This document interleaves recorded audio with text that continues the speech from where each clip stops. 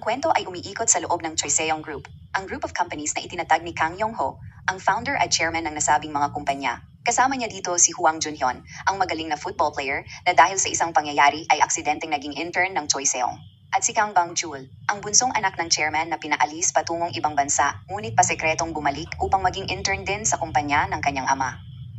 Matapos testingin ni Chairman Yong-ho ang kanyang sports car, napansin niya ang problema nito sa baterya. Doon ay sinaad niya, "Wala talaga akong maaasahan sa inyo." Sinabihan niya ang kanyang sekretarya na si Sang Jae upang mag-ayos ng isang executive meeting. Kasabay nito, matapos ang masinsinang training, pumirma si Hwang Junhyun ng kontrata sa Football League ng Team Choiseong, katapat ang 500 bilyong won bilang isang taong kabayaran.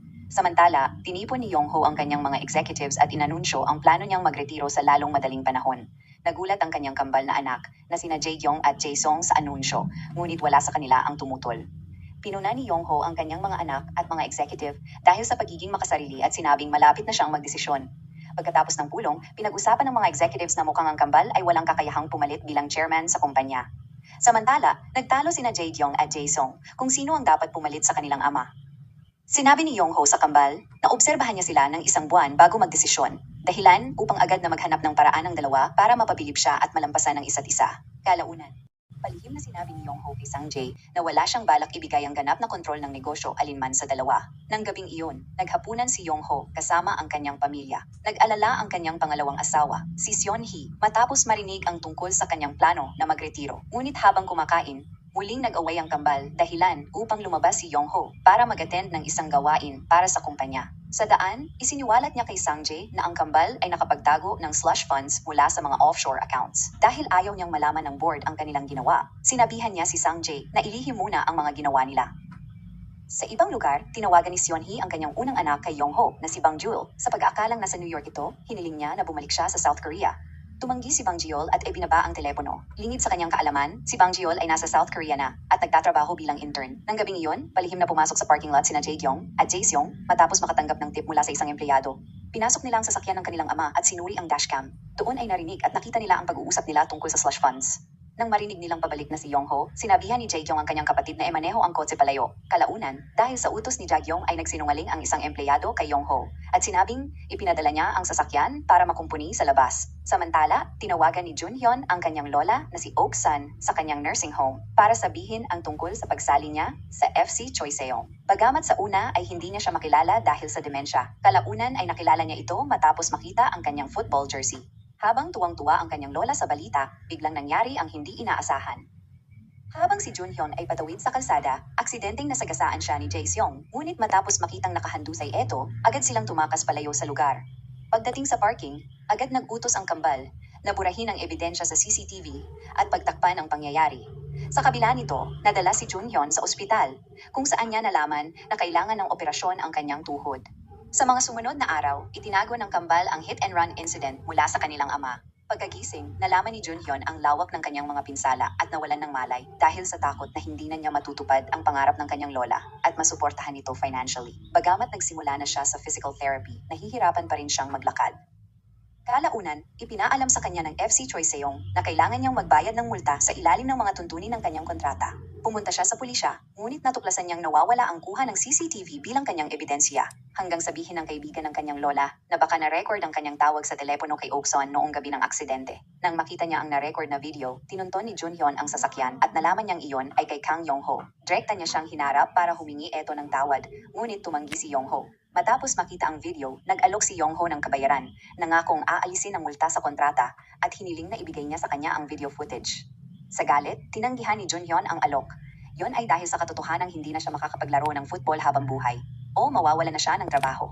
Dahil doon, inabutan siya ni Yong-ho ng isang blankong tseke at sinabihan siyang isulat ang halagang sa tingin niya ay kasya upang mabayaran ang nasabing danyos. Dahil na insulto, umalis si Junhyun. Ngunit kalaunan ay napagtanto niyang kailangan niya ng pera para maalagaan si Ok-san. Sinulatan niya ang tseke at bumalik sa kumpanya. Samantala, humingi ng tawad ang kambal kay Yongho dahil sa aksidente. Gayunpaman, hindi natuwa ang matanda at nagbanta na isisiwalat niya ang lahat sa board para alisin silang dalawa sa kanilang mga posisyon. Dahil sa takot, hinabol ng dalawa ang kanilang ama hanggang maitulak siya ni Jae-seong, dahilan upang matumba ito pababa ng hagdan at tumama kay Junhyun na bumalik para sana sa tseke. Kalaunan ay nagising si Yongho sa ospital. Ngunit laking gulat niya nang matuklasan niyang nasa katawan na siya ni Junhyun. Sa ibang lugar, hinausap ni Seonhee ang kambal habang ang katawan ni Yongho ay nasa koma. Doon ay sinisi ng magkapatid ang kanilang ama bilang may kasalanan sa nangyaring aksidente na mabilis namang kumalat online. Napunta si Junhyun sa labas ng silid ng ospital ni Yongho at narinig ang mga executives na nagsasalita ng masama tungkol sa kanya. Narinig din niya ang kambal na nagsasabing kasalanan niya ang insidente. Sa galit, sinubukan niyang bumalik sa sarili niyang katawan. Ngunit matapos niyang gawin iyon, ay lalo siyang nagkaroon ng head concussion. Sa ospital, biglang dumating si Bang Joel at hinarap si Junhyun dahil di umano sa paninirang puri sa kanyang ama sa social media. Sinira mo ang plano ko, saad niya sabay tanong kung totoo bang na hit and run siya ni Chairman Kang.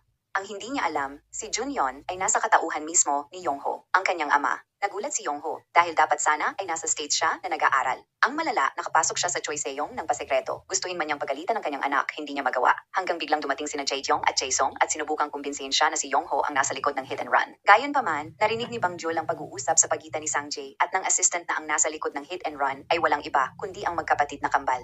Hindi nagtagal, nakita ni Sunhee si Bang Joel at kinumpronta ito dahil sa pagsisinungaling na nasa New York siya. Natatakot siya sa gagawin ng kambal sa kanya, lalo na't sila mismo ang dahilan kaya't pilit siyang pinapunta sa ibang bansa. Nag-usap ang dalawa tungkol sa aksidente ni Yongho at sila ay nagtataka kung paano matatanggap ng kambal ang balita na siya ay nasa South Korea na.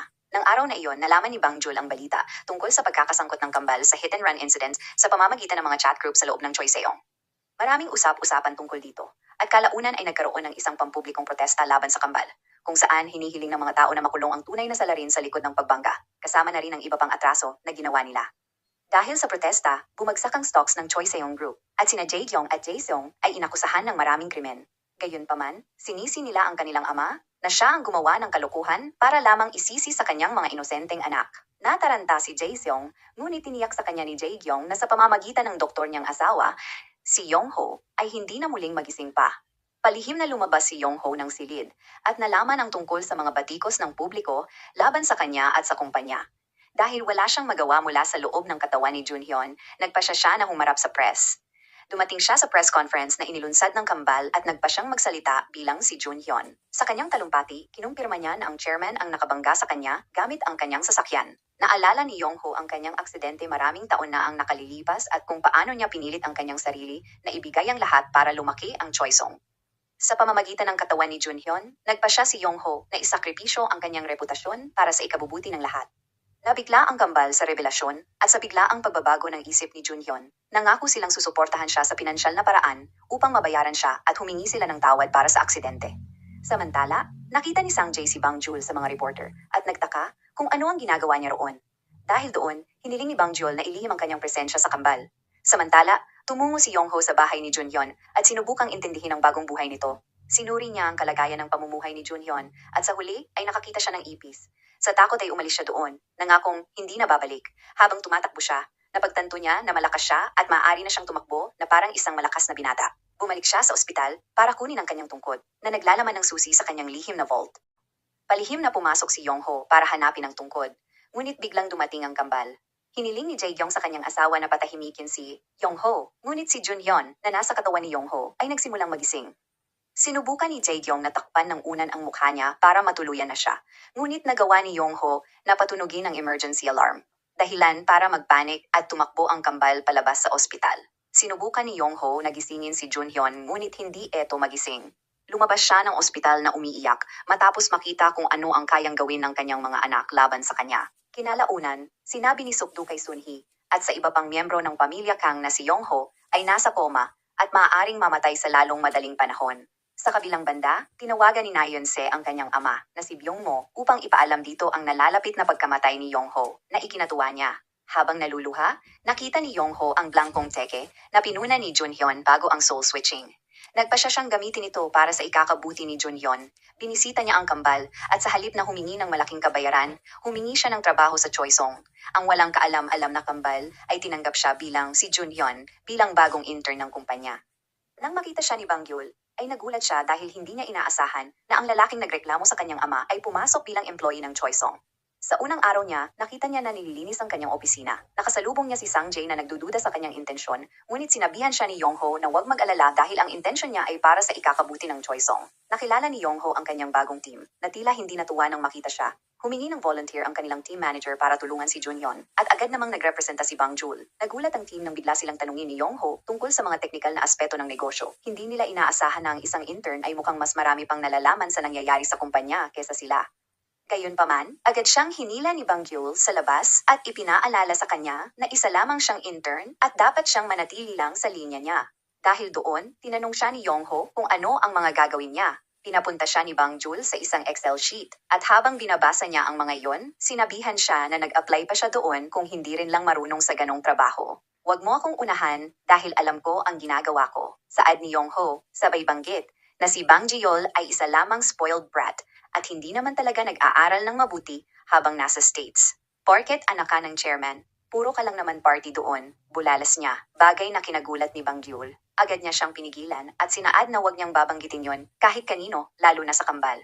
Samantala, nagtataka si Bang Jiol kung ano talaga ang ginawa ng kambal sa kanyang ama, ngunit hiniling ni Yongho na huwag na niya itong alalahanin. Humingi si Yongho ng karagdagang impormasyon sa pinuno ng koponan na si Park Bong-ki tungkol sa pagganap ni Bang Jul sa kumpanya. Pinuri siya ni Bong-ki at sinabing lubos siyang maaasahan ng buong koponan dahil lahat ng utos ay kaya niyang gawin. Dahil doon, nagalit si Yongho at sinigawan si Bong-ki dahil sa pagtrato sa isang intern na parang alipin, bagay na ikinatakot niya. Nang araw ding iyon, nagkasundo ang team na mag-dinner sa labas, ngunit naiwan si Yongho na mag-isa sa opisina. Habang mag-isa, tumungo si Yongho sa kanyang lihim na vault at kumuha ng ilang gold bars at pera. Pagkatapos ay nakita niya ang VIP hotel card na inilaan ng isang hotel para sa kanya. Siya ay natuwa dahil sa wakas may titirhan na siya na walang nakakaalam. Pagkatapos ay pumunta siya doon at nagpahinga bago lumabas. Suot ang kanyang mamahaling suit. Dumaan siya sa ospital at inobserba ang mga mang-agawa na naroon. Nakita niya ang isang nurse na nagngangalang Jeongsan. Sa pag-iisip na kailangan ni Jeongsan ng pera, binigyan siya ni Yongho ng malaking halaga ng pera kapalit ng pagiging informant niya para sa kanya. Sinaad niya na babayaran siya ng maayos para sa napapanahong mga update tungkol sa nangyayari sa ospital na may kinalaman kay Yongho at Sukdu. Agad isiniwalat ng nurse na maayos ang pisikal na kalusugan ni Yongho, ngunit may mga issue siya sa neurological na sa ngayon ay kinakaharap niya. Pagkatapos ay nagiwan si Yongho ng sulat sa kanya upang ibigay kay Sang Jae. Nang araw na iyon, hiniling ni Bang Jul kay Junhyun na makipagtulungan sa kanya sa isang paparating na presentasyon. Nagulat si Yongho at tinanong siya kung may gusto ba siya kay Junhyun. Gayunpaman, sinaad ni Bang Jul na gusto niya lang siyang maging partner sa presentation dahil alam niyang may maitutulong siya. Sa panghuling presentation, humarap ang dalawa sa board. Habang nagpapakilala si Bang Jul, inagaw ni Yongho ang mikropono mula sa kanya at diretsahang sinabihan ng board na putulin na nila ang ugnayan sa tatlong kumpanyang sumisira sa kita ng Choi Seong.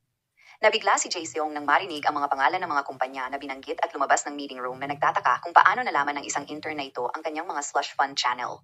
Nagulat din si Bang Jul dahil hindi niya inaasahan na banggitin niya ang mga iyon. Samantala, nagpatawag si Sang Jae ng board meeting para sa chairman. Binasa niya ang sulat ni Yongho at sinabing ginawa iyon ng chairman bago ang aksidente. Sinaad doon na hinihirang niya si Sang Jae bilang acting chairman ng kumpanya. Habang lubos na kumukontra ang kambal, isiniwalat ng sulat na sino man sa kumpanya ay maaaring maging susunod na chairman batay sa merits at hindi kinakailangang kadugo ito. Ilang saglit pa, pumasok si Yongho bilang si Junhyun at tinanong si Sang Jae kung pwede rin ba siya sa chairmanship batay sa bagong patakaran. Matapos tanungin ni Yongho kay Sang Jae kung maaari rin ba siyang maging kandidato para sa posisyon ng chairman, kinwelyuhan at tinanong siya ni Jae Seong kung ano talaga ang pakay niya, lalo na't binanggit niya ang Eugene Networks, IB Global at Hwine Dynamics, ang mga kumpanya kung saan ang kita nito ay pumupunta sa bulsa ni Jae Seong. Sinubukan siyang takutin ni Yongho kasama na ang pagbanggit sa kaso na hit and run, dahilan para bitawan niya siya. Natakot si Jae Seong na baka alam niya ang katotohanan tungkol sa tatlong kumpanya, ngunit nagkunyari si Yongho na nabasa lang niya iyon sa reports at wala talaga siyang alam tungkol doon. Dahil natatakot na si Jae Seong, kinausap niya ang kanyang mga kasama na itigil muna ang pagpapadala ng funds sa kanyang offshore accounts. Hanggang tawagin siya ni Jae Kyung sa isang pulong kasama si Bang Jul na inaakusahan nilang siya ay bumalik dahil interesado rin ito sa kumpanya. Nagkunwaring inosente si Bang Jul at hiniling sa kanila na wag na siyang paalisin. Sinaad niya na ayaw na niyang tumira sa States dahil lagi niyang namimiss ang luto ng kanyang ina. Pumayag si Jae Kyung sa kondisyon na isuko niya ang kanyang lupa sa Bangwon at ang kanyang gusali sa Gangnam, bagay na ginawa ni Bang Jiol kapalit ng pananatili nilang mag-ina sa bahay at pagtrabaho niya sa Choi Seong. Kinalaunan, pinuri ni Jae Seong ang kanyang kambal dahil sa kanyang husay sa pagmamanipula. Napag-alaman na gusto ni Jae-gyong na walang makuha si Bang Jul at ang kanyang ina kahit katiting lang sa yaman ng kanilang ama. Pinag-usapan nila ang posibilidad na bago pa mamatay ang kanilang tunay na ina, ay nagsimula ng magsama sina Seonhee at ang kanilang ama. Gusto ko siyang manatili bilang katulong dito sa bahay dahil yon ang nararapat sa kanya, bulalas niya. Kalaunan narinig ni Yongho si Bang Jul, nakausap si Seonhee. Nag-alala si Yongho kay Bang Jul at tinanong niya kung paano niya nakumbinsi sina Jae-gyong para manatili sa kanilang bahay at makapagtrabaho sa kumpanya. Gayunpaman, sinabihan siya ni Bang Jul na huwag makialam dahil personal business na niya iyon. Sinabihan niya rin siya na tawagin niya siyang Casey at hindi sa totoong pangalan niya. Sa buong araw, nangolekta si Bang Jul ng impormasyon tungkol sa kumpanya, nakipagkaibigan sa mga kawani ng paglilinis, at pinakain sila upang malaman kung ano ang ginagawa ng kambal. Napansin niya si Yongho na sumusunod sa kanya at nagpa siya na sundan din siya pabalik. Hanggang sa mahuli niya ito na palabas mula sa chairman's vault. Kinwelyuhan niya siya at tinanong, "Sino ka at bakit mo pinasok ang silid ng aking ama?" Nakita niya ang mga pera at gold bars na dala niya at inakusahan niya ito ng pagnanakaw. Ipinaliwanag ni Yongho na pinagkatiwala yon sa kanya ng kanyang ama at ang kambal ang totoong nasa likod ng hit and run. Sinaad niya na hiniling sa kanya ng chairman na pigilan sila na pamahalaan ang kumpanya at kunin ang mga slush funds na kinamkam nila. Tumanggi si Bang Jul na maniwala at humingi ng ebidensya, ngunit iginiit niya na wala siyang makuhang ebidensya mula sa hit and run. Tinanong niya si Bang Jul kung bakit patuloy itong naghahanap ng ebidensya. Naghahanap ka ba ng dahilan para mawala ang mga kapatid mo sa posisyon at para makuha mo ang pabor ng iyong ama? Huwag kang padalos-dalos. Kung gusto mong manalo, sumama ka sa akin. At pareho nating bawiin ang pondong nakuha ni Jae-song mula sa slash funds, bulalas ni Yongho. Pinag-isipan ni Bang Jul ang kanyang alok at umuwi kinabukasan. Nadatnan niya ang kanyang ina na kinukutya ni Jae-gyong sa pamamagitan ng pagtawag sa kanya bilang Butcher Joe sa harap ng kanilang mga anak. Sinabihan niya si Bang Jul na mag-share sila sa isang kwarto dahil hindi na niya ginagamit ang master's bedroom mula nang hindi dumating ang kanilang ama.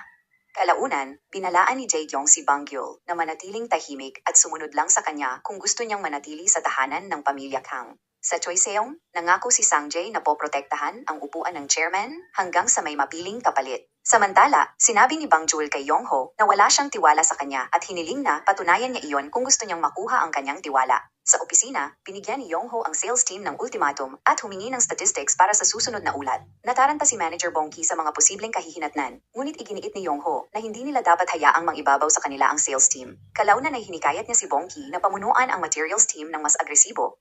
Nang biglang pumasok ang isang empleyado ng sales upang insultuhin ang pamumuno ni Bongki, hindi nito namalayan na nakatayo sa likuran niya ang manager. Tuluyang nawala ng pasensya si Bongki. Pagkatapos ay pinilit siya ni Yongho na iulat ang insidente sa managing director. Noong una, tumangging kumilos ang managing director dahil sa impluensya ni Jae-seong sa sales team. Gayunpaman, inangkin ni Yongho na ang sales department ay gumagawa ng pandaraya sa kumpanya at kinumbinsi siya na ang paghamon sa kanila ay maaaring makakuha ng pabor ni Jae-seong sa kalaunan. Nahulog sa patibong ang director, ngunit si Bongki ay nabigla at nawalan ng malay pagkatapos ng pulong. Naghintay sina Bang Jul at Yongho sa labas ng medical room habang nagpapagaling si Bongki. Ipinaliwanag ni Bang Jul na si Bongki ay dating auditor ngunit ibinaba ang kanyang posisyon upang pagtakpan ang mga illegal na negosyo ni Jae-seong. Habang pabalik sila sa opisina, nakatanggap si Yongho ng tawag mula sa nurse ng lola ni Junhyun na nagbunyag na umalis si Oksan patungong Seoul matapos siyang hindi makontak. Ang kanyang walang pakialam na reaksyon ay ikinagalit ni Bang Jul at hinimok siyang hanapin ito. Nag-alok si Bang Jul na samahan si Yongho habang papunta ang dalawa sa bus stand. Kinagabihan, tinalakay ni Jae-song kay Director Song ang pagkalantad ng mga kumpanya na may slush funds. Dahil doon, iminungkahi ni Director Song na palitan ang mga kumpanya at i-liquidate ang mga pondo. Kalaunan, kinuwestiyon ng mag-amang Yunse at Byungmo ang kakayahan ni Jae-song na pamahalaan ang Choi Seong, ngunit tiniyak ni Byungmo na kontrolado na ang lahat. Pagkatapos ng hapunan, isiniwalat ni Yunse na umaasa ang kanyang ama na makasosyo ng Choi Seong ang Taeha kapag naging chairman na siya. Sa ibang pagkakataon, sinabi ni Suk-tu kay Jae-gyong na hindi niya magagawang patayin si Yongho bilang isang doktor. Gayunpaman, minanipula ni Jae-gyong ang kanyang asawa at sinabi gusto niya siyang mabuhay panadalian para sa kanyang agenda. Sa istasyon ng bus, hindi nakilala ni Oksan si Junhyun noong una. Dahilan upang magsuot siya ng football jersey bago pa man siya makilala ng matanda.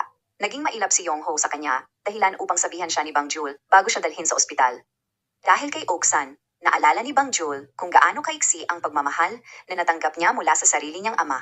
Naalala din niya na siya ang nagpadala sa kanya sa ibang bansa upang doon mag-aral kahit pa ayaw niya. Nang bisitahin nila ang katawan ng chairman sa ospital, ikinuwento ni Nurse Kyung-son kay Yong-ho ang tungkol sa kamerang naka-install sa silid nito.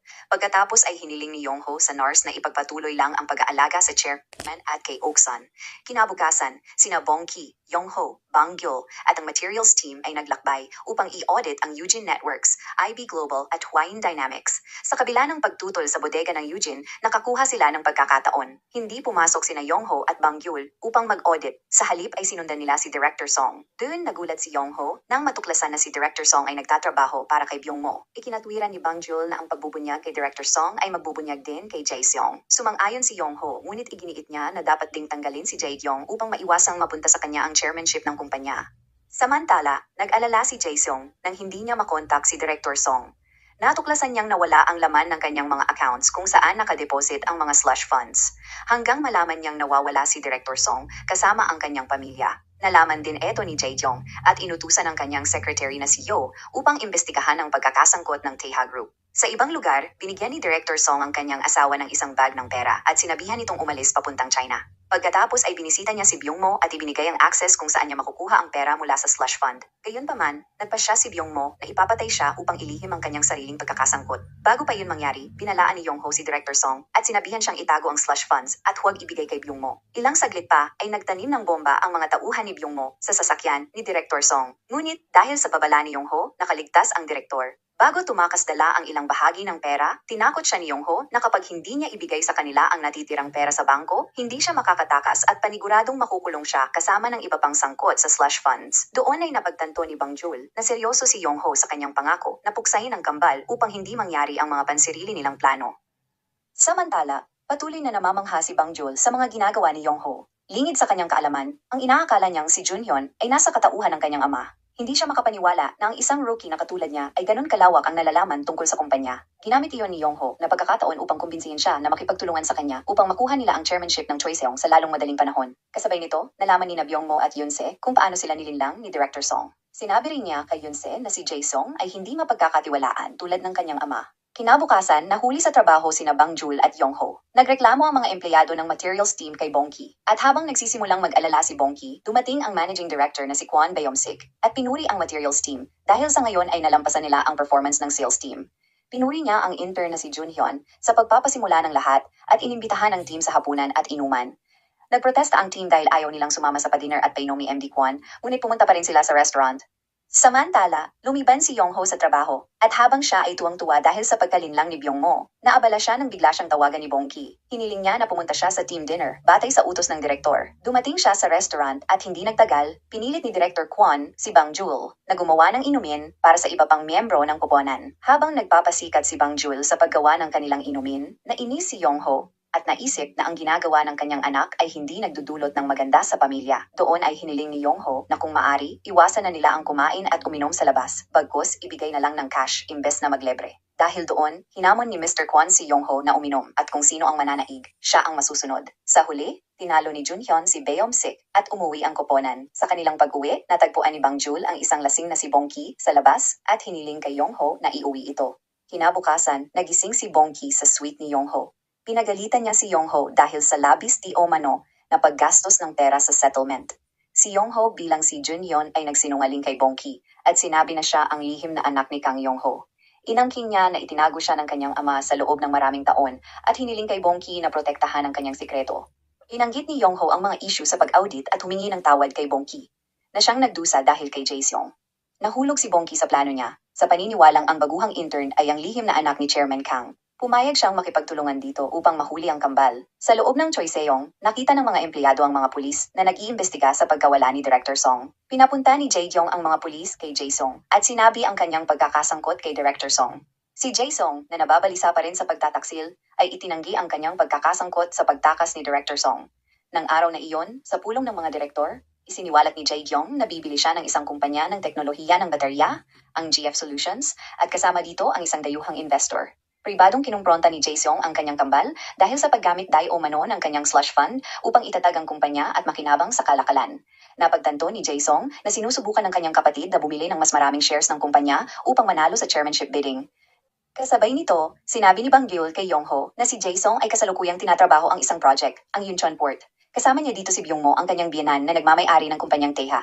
Tinalakay ito ni Yongho kay Bongki at nalaman na ginagamit lang ni Byung-mo si Jae-sung.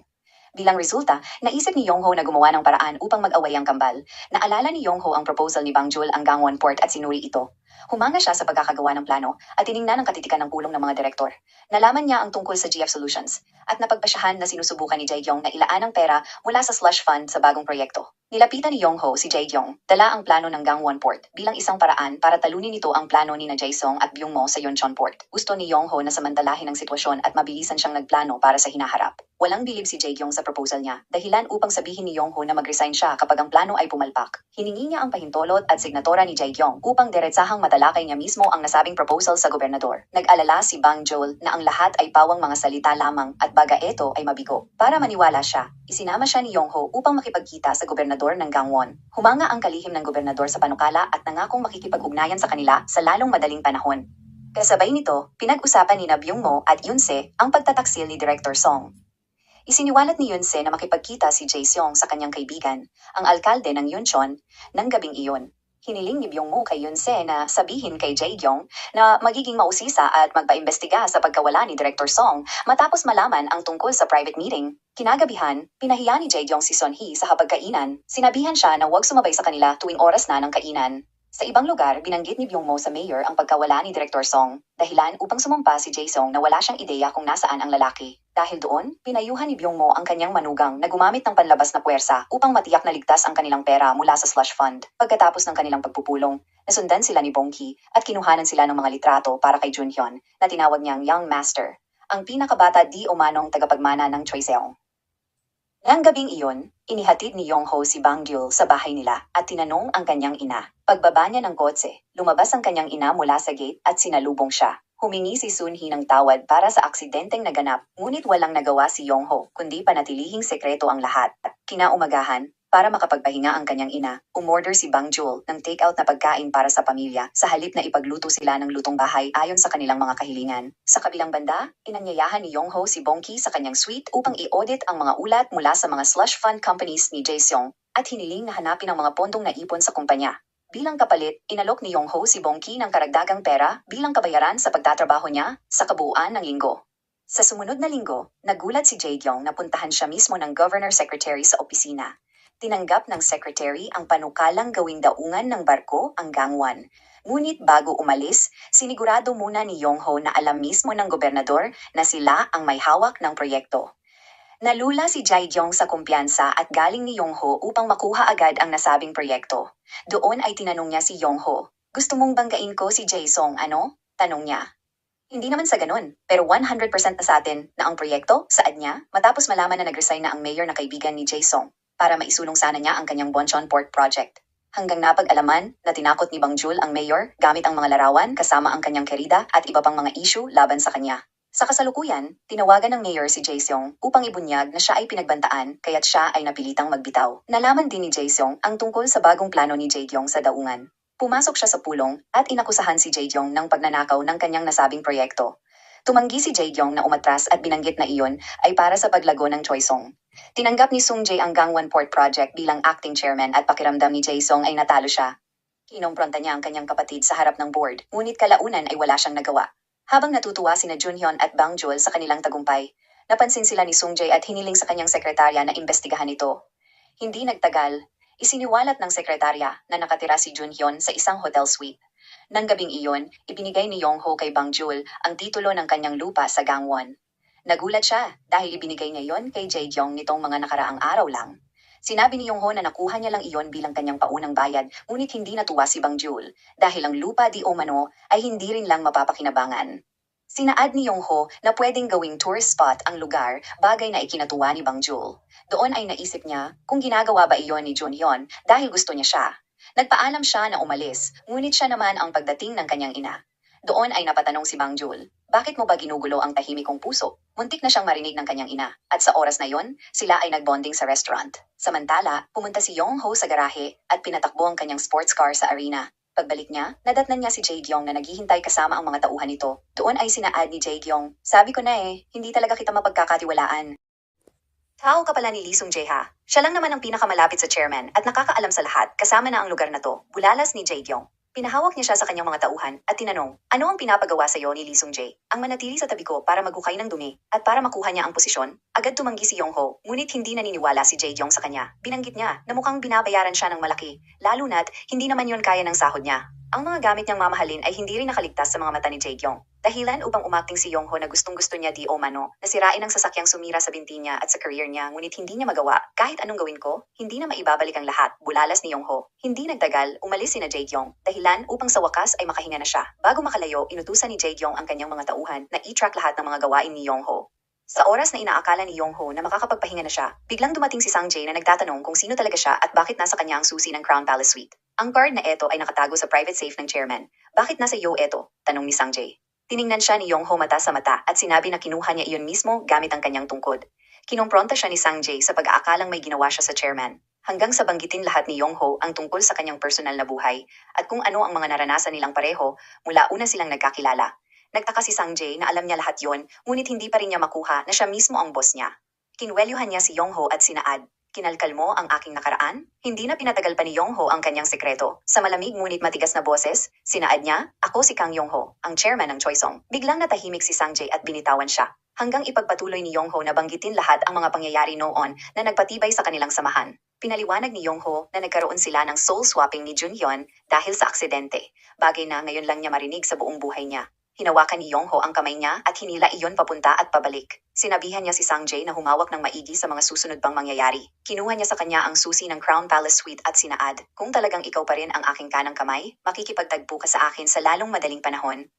Pagkaalis ni Yong-ho, nagsimulang manginig si Sang-jae at siya'y napaupo dahil para bang ang lahat ay umiikot na sa kanyang paningin. Sa daan, natawa na lang si Yong-ho habang iniisip na malamang, sa ngayon, sumasakit na ang ulo ni Sang-jae kakaisip kung sino ba talaga siya. Hanggang napansin niya na sinusundan siya ng mga tauhan ni Jae-gyong, kaya't napilitan siyang bumalik sa tirahan ni Junhyun. Ang malala, tumawag ang nurse ng kanyang lola na tapos na ang test na ginawa sa kanya. Dahil hindi niya siya maasikaso, sinabihan niya ang nurse na dalhin muna siya sa maayos na tirahan para sa mga matatanda. Samantala, nagkita-kita ang tatlo na sina Jae-sung, Yeonse at Byung-mo. Nangako si Jae-sung na hindi niya palalampasin kung sino talaga ang may utak sa pagkawala ng bilyon-bilyon na slush funds at ganun din support project na nawala sa kanya. Gayunpaman, sinigurado ni Byung-mo na kagagawan iyon ni Jae-gyong na sa tingin niya ay tinatawag ng chairman ng iba. Dahil doon, sinabihan niya si Jae-sung na anuman ang mangyari, kailangan makuha niya ang CF Solutions. Ang kumpanya na sa tingin nila ay makakasalba sa reputasyon ni Jae-sung para makamit ang inaasam nila, ang magiging chairman ng Choisong.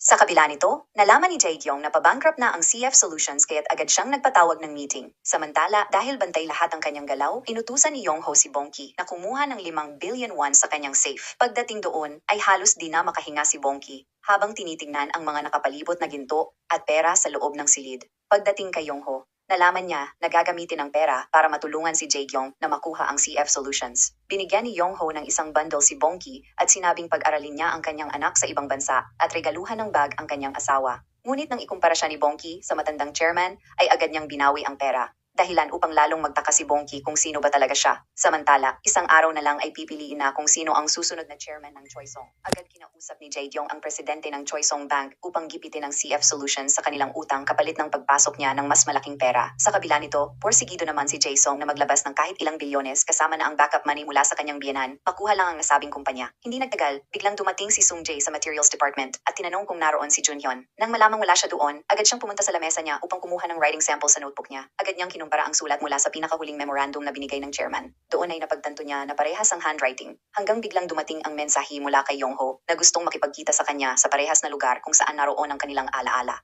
Samantala, bago pumunta ang dalawa sa CF Solutions, dumaan muna si Bang Jo sa bahay upang magpalit ng damit. Pumasok din si Yong-ho ng pasikreto, at doon, nakita niya si Yeonse na inuutusan ng kanyang mga apo habang tinatawag siyang housekeeper Jo. Sa galit ay sinalubong ni Yong-ho ang dalawang apo. Tinakot niya sila na ang kanilang lolo ay naroroon at pinapanood ang bawat galaw nila dahilan upang agad silang bumalik upang humingi ng tawad kay Yeonse. Samantala, dahil sa pag-aakalang may girlfriend na si Yong-ho, nagsuot si Bang Jol ng maiksing damit upang ipakita na mas maganda pa rin siya. Habang patuloy siyang nahuhulog sa matipunong katawan ni Junhyun, patuloy naman siyang nadidismaya na wala pa rin siyang epekto sa kanya. Samantala, patuloy pa rin na bumabagsak ang CF Solutions at pati mga tao ay di na nila kayang sahuran. Hanggang dumating si Jae-gyong upang kausapin si Mr. Kim. ang may-ari ng CF. Nag-alok siya na bilhin ang CF ng 80 billion won, ngunit mailap pa rin si Mr. Kim. Hindi nagtagal, dumating si Jae-sung at nag-alok ng 100 billion won. Sa huli, pinaalis pa rin sila ni Mr. Kim na wala di umanong balak na ibenta ang kumpanya. Kinagabihan, nagsimula ng tanggapin ni Mr. Kim ang katotohanang patay na ang kanyang negosyo. Ngunit bago umalis, dumating si Yong-ho at pinakilala ang sarili bilang si Manager Huang. Ipinakilala niya ang Smile Investment na ang CEO ay si Kang Bang-jul at sinaad na kaya nilang buhayin ang isang kumpanyang halos patay na. Pagkatapos ay inanyayahan siyang pumunta sa bahay mismo ng CEO upang makausap siya. Pagdating doon ay agad nilang inalok ng wine si Mr. Kim. Nang lapitan ni Yong-ho si Bang-jul, pinaalalahanan siya nito na huwag umasta na parang siya ang may-ari, dahilan upang ibulong ni Yong-ho na mapapasa kanila ring iyong dalawa balang araw. Tinanong ni Mr. Kim kung magkano ang pera na kaya nilang i-invest. Diretsahang pinakita ni Yong-ho ang 5 bilyong won bagay na gumulat kay Mr. Kim. Ngayon lang ako makakita ng unmarked cash para sa ganitong transaction, saad niya. Doon ay hiningi ni Bang-jul ang isang kondisyon na ibigay sa kanila ang 30% share ng kumpanya. Bilang dagdag, nangako si Yong-ho na kumbinsihin ang CEO ng Choisong Chemicals na si Jae-kyung upang bilhin ang pinakamalaking bahagi ng kanilang mga produktong baterya. Sa huli, pumirma si Kim sa agreement. Hindi nagtagal, agad nagpaalam si Yong-ho na meron siyang katagpo sa oras na yon at nagmadaling umalis.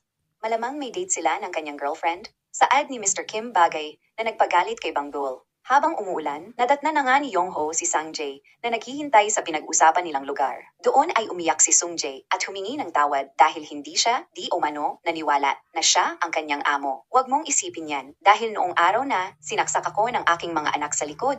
Nanatili kang tapat sa akin, bulalas ni Yong-ho. Bago maghiwalay, sinabihan ni Yong-ho si Sung-jae na manatili muna bilang acting chairman dahil marami pa siya di umanong kailangang gawin. Sa kabilang banda, hindi sinasagot ni Mr. Kim ang tawag ni Jae-kyung dahilan upang puntahan niya siya mismo sa opisina. Ngunit hindi niya inaasahan na naroroon na rin si Jae-sung para sa negosasyon. Napatanong si Jae-kyung kung ibebenta ba niya kay Jae-sung ang kumpanya, ngunit hinamon siya ni Mr. Kim kung gusto niyang lampasan ang offer ni Jae-sung. Hanggang napag-alaman na nasa kontrol ni Yong-ho ang lahat. Gusto niyang makita kung hanggang saan ang kayang gawin ng dalawa para lang makuha ang pwesto niya bilang chairman. Patuloy na pinaayos ni Mr. Kim ang CF Solutions hanggang muli etong namayagpag.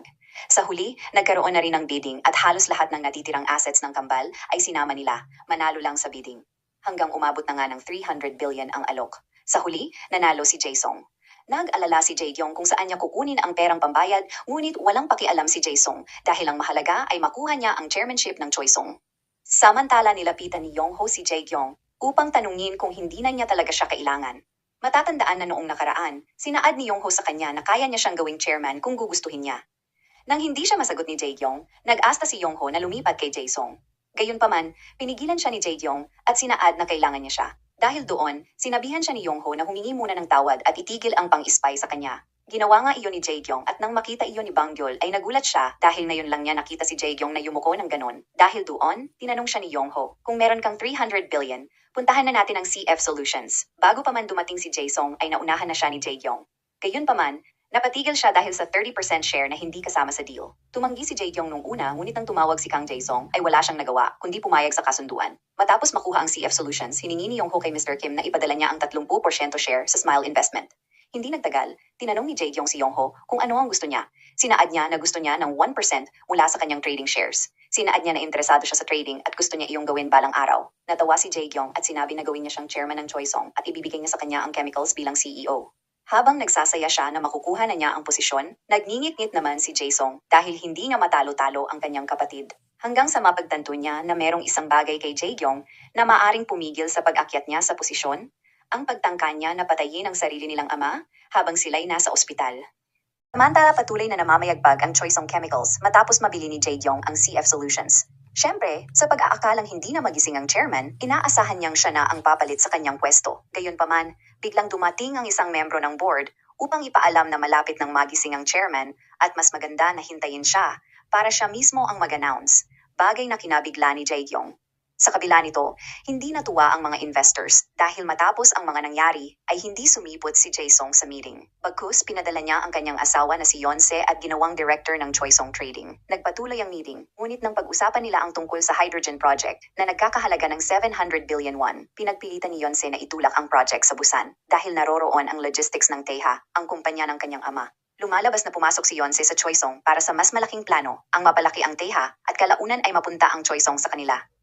Samantala, bumiyahe ang tatlo sa Yulivia para tignan ang isang minahan para sa lithium at ore project. Napag-alaman na interesado rin si Byung-mo sa nasabing project at ngayon ay nasa pareho silang lugar. Habang pinag-uusapan ng tatlo ang Yulivia Mining, nabanggit ni Yongho na kailangan nila ng mining partners para mag-operate sa minahan. Binanggit ni Yongho ang Kaimin Miners na ngayon ay hawak na ni Sang-jae ang negosasyon upang mabuo ang kanilang plano. Habang si Bang-jul ay nalulula sa malalaking plano ni Yongho, lalo pa siyang nagreklamo nang bigyan sila ni Yongho ng assignment. Ang kausapin ang Prime Minister ng Yulivia para magpa-schedule ng meeting. Gayunpaman, lalong naging komplikado ang sitwasyon nang tumawag si Sang-jae para mag-report. Sinaad niya na pinababakantehan na ni Jae-jong ang opisina ng chairman. Binanggit din niya na nag-offer na ng 50 billion ang Teha para sa Kaimin, dahilan upang sabihin ni Yongho na alukin na niya ang kumpanya sa mas mataas na presyo. Maliban doon, ipinaalam niya ang balita na si Yonsei ay pumasok na sa Choisong. Nagulat si Yongho dahil dati na nilang napagkasunduan ni Jae-sung na huwag ipasok ang kanyang in-laws o asawa sa Choisong, ngunit ginawa niya pa rin. Dahil doon, binalaan niya si Jae-kyung na mag-ingat kay Yonsei dahil may plano sila na kunin ang trading hanggang makuha ang buong Choisong. Sa bahay ng Kangs, sinabihan ni Jae-kyung si Soon-hee na maaari na niyang bisitahin ng chairman kapalit ng suporta niya dahil hihirangin na siya di umano bilang chairman ng Choisong. Natuwa si Soon-hee dahil sa wakas ay makikita na niya ang kanyang asawa. Gayunpaman, nagulat siya nang hindi inaasahan na marinig niya si Jae-kyung at ang kanyang asawa na nag-uusap tungkol sa pagbibigay nila ng sedative sa chairman para hindi magising, kasama na ang pagtangka ni Jae-kyung na patayin siya gamit ang unan. Sa ospital, naabutan ni Soon-hee ang asawa ni Jae-kyung na binibigyan ng sedative ang chairman. Inagaw niya ang syringe at hinimok niya ang doktor na magsabi ng totoo. Doon ay sinaad niya na ginagawa niya iyon dahil ayaw niya di umanong makita na muling masaktan ng kanyang asawa. Sa kabila nito, tinawagan ni Jae-kyung si Soon-hee para dumalo sa proklamasyon niya bilang bagong chairman ng Choisong. Inayos niya ang organizational chart ng kumpanya at nilagay niya ang kanyang sarili bilang chairman. Kasunod nito ay tinanggal niya si Jae-sung at pinalit si Yongho bilang managing director. Hindi nagtagal, napagtanto ni Yonsei na si Hwang Junhyun, ang taong nasa likod ni Jae-kyung, na naging dahilan kung bakit naagaw mula sa kanyang asawa ang port project at ang CF Solutions. Nalaman din niya na magkasama sila ni Kang Bang-jul ng Choisong Materials, ngunit sa ngayon ay parehas na nakalive. Sa Yulivia, sinubukan ng tatlo na alamin kung ano ang sitwasyon sa panig ng Teha tungkol sa ongoing na negosasyon nila tungkol sa Yulivian Mines. Doon ay nalaman nila na nag-alok ang Teha ng 300 billion won para makuha ang 1.7 million tons na minerals sa loob ng 15 years. Gayunpaman, nakita ng tatlo na minanipula ni Byung-mo ang bilang dahil ayon sa record mahigit na 3 million ang EVs na pwede nilang makuha sa nasabing minahan. Nalaman din nila ang tungkol sa ongoing night party kasama ang Prime Minister at ang grupo ni Byung-mo. Agad nagbihis ang tatlo gamit ang ibang persona at nagtungo sa lugar kung saan ang mga bisita ay mga negosyante mula sa iba't ibang bansa. Hindi nagtagal, humingi si Chairman Byung-mo ng isang toss bago pirmahan di o mano ang kontrata. Gayunpaman, gumawa ang tatlo ng eksena upang makita mismo ng Prime Minister na dinaya sila ng Teha. Kinuha ni Yongho ang pagkakataon upang ibigay sa punong ministro ang kopya ng totoong datos. Sinubukang magpaliwanag ni Byung-mo pero hindi na siya pinakinggan ng punong ministro. Bago umalis, hinarap ni Yongho si Byung-mo at sinaad, "Bakit lagi kang nandadaya sa laro?" Pagkaalis ni Byung-mo, siya ay napasigaw sa galit at napaisip na parang nakita na niya ang mukha ni Junhyun noon. Samantala, ang akala ng tatlo ay makukuha na nila ang loob ng PM. Baliktad sa kanilang inaasahan, nagalit eto at sinaad na pinagmukha lang siyang tanga sa ginawa nila. Lalo pat iyon ay isang project ng gobyerno. Bago pa sila mahila palabas, agad inilabas ni Bang-jul ang kanilang nag-iisang alas, ang Kaimin Miners. Sa kabila nito, nakipagpulong na si Jae-kyung sa mga audit team at sinaad na epo-promote niya lang sila batay sa performance. Pag-uwi ay sinabihan siya ni Yonsei na wag atat umastang chairman dahil hindi pa siya aprobado ng board. Sinabihan siya ni Jae-kyung na alam niya ang maruming plano niya para makuha ang Choisong, ngunit hindi niya inaasahan ang sasabihin sa kanya ni Yonsei. Kung hindi ka makikipag-deal sa akin, hindi mo makukuha ang chairmanship. Ibalik mo ang port project kay Jae-sung at hindi ko ibubunyag ang sekreto mo. Saad niya. Binanggit niya ang ginawa noon ni Jae-kyung kay Chairman Kang sa ospital at binanggit na walang sino man ang papayag na maging chairman siya oras na malaman nila ang pagtangka niyang patayin ang kanyang ama. Samantala, matapos presenta ng Smile Investment ang Kaimin bilang kanilang mining partner, pumayag ang PM at sa wakas ay nakuha nila ang project. Habang tuwang-tuwa si Bang-jul, umuusok naman si Byung-mo matapos malaman na napasok ng tatlo ang silid ng kanyang mga tauhan at nakuha ang mga ebidensya laban sa Teha. Nang malaman niya na nakuha na nila ang lithium project, lalo siyang umapoy sa galit. Lumalabas na hindi niya sila nakilala at agad niya silang pinahanap sa kanyang mga tauhan. Hindi nagtagal, nakauwi na ang tatlo. Ngunit pagdating sa bahay, nadatnan ni Bang-jul ang kanyang ina na umiiyak. Napahagulgol siya dahil sa katotohanan na gustong patayin ni Jae-kyung ang kanyang ama para lang makuha ang kanyang posisyon. Kinabukasan, araw na para sa announcement ng board tungkol sa bakanteng pwesto. Dumating ang magkapatid, ngunit si Jae-sung ay nagtaka na si Jae-kyung ay parabang sigurado na eto na siya ang uupong chairman. Gayunpaman, sinabihan ni Yonsei si Jae-sung na huwag mag-alala dahil nakipag-deal na siya di o mano kay Jae-kyung. Natuwa si Jaesung sa pag-aakalang Geneva na ni Jaekyong ang posisyon para sa kanya. Hindi nagtagal, biglang dumating si Sunhee na kinagulat nila. Tinawag siya ni Jaesung sa kanyang pangalan, dahilan upang sabihan siya ni Sunhee na tawagin siyang mother. Nainis si Jaesung at sinigaw na huwag siyang lalapit sa kanya balang araw para lang magmakaawa. Sa loob nagsimula na ang programa at pinangunahan niyon ni Jaekyong na nagsasabing ang ibig sabihin ng chairman sa kanyang sulat ay pwedeng maging candidate ang kahit sino, basta may kakayahang mamuno. Minaliit niya ang kakayahan ni Jaesung at pinagmalaki ang mga project na nakuha niya. Sa inis ay binanggit ni Jaesung ang plano niyang pagpatay sa chairman, ngunit agad siyang napigilan ni Jaekyong. Tinawag niya si Sunhee upang magsalita at ibigay ang kanyang suporta sa kanya. Tinawag niya siyang mother, bagay na pinagtaka ni Jaesung. Pagdating niya sa harap, diretsahang inihayag ni Sunhee na hindi siya pumapayag sa nasabing succession dahil ongoing na ang recovery ng chairman. Sinaad niya na bilang guardian niya, gagawin niya ang lahat upang mapabilis ang kanyang paggaling. Gayunpaman, nagpantig ang tenga ni Jaekyong at pinahayag na kailangang mangyari na ang pagpapalit ngayon din. Nang tanungin niya kung sino ang papanig sa kanya, ay walang sumuporta kahit isa. Tinanong siya ni Sang-jae kung bakit sobrang atat siya gayong ang kailangan nila sa ngayon ay ang protektahan ang kumpanya. Kinuwestiyon niya rin siya sa pagbili ng CF Solutions, kahit iyon ay overpriced. Nangangahulugang malaki ang nalustay na pera ng kumpanya. Hindi nagtagal, hinarap ni Jaekyong si Sunhee matapos ang pagtanggi nito sa pag-upo niya bilang chairman ng Choiseong. Muling bumalik ang nakaraan kung saan matapos ang isang taong pagkamatay ng kanyang ina, agad nag-asawa ang kanyang ama.